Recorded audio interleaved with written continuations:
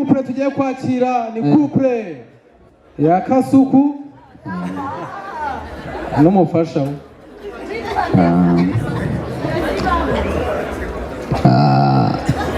buriya nahereye kera nkubwira mukunzi wanjye ndakubwira ngo umunsi umwe nzakuzana ahantu nkanga ngutereke kuri kabyinda abantu bakubone boro.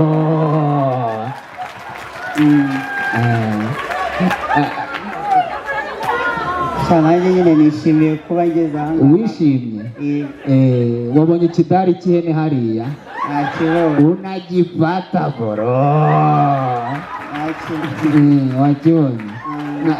None se hari ibyana byinshi by'ibikobwa nagiye ngerageza kenshi nkabizana kuri deti bikarangira bimpemukesha nkavugana, ariko nanjye umunsi uzacana imite wanya. Ubu murangiye ntabwo nabikora, njye wakwihitiyemo.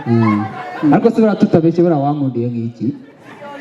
Ibintu nagukundiye rero ni byinshi, ntabwo wabivuga ngo ubimare. Gusa mbere na mbere nakunze ijwi ryawe,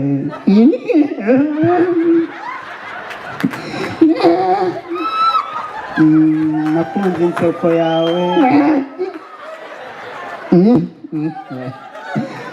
Gusa nyine wenda si n'ibyo gusa, burya buri muntu wese ukunda aba afite ikintu cy'ingenzi yagendeyeho. Ikindi ni iki? Kunze igikanu cyawe. Okay, gikoreho. Unajipata bro.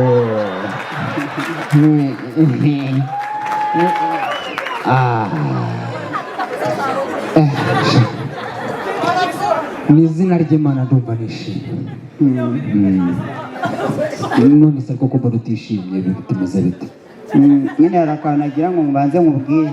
Akahe kabazo? Mfite akabazo k'ibihumbi 100. Ubwo uzayakura he? Ese hari ikibazo nagira kandi uhari?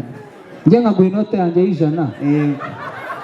Wapurinze na long passes.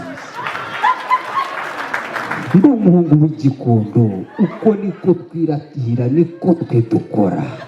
Ntabwo yama. We beg, we crazy, we better keep that mind.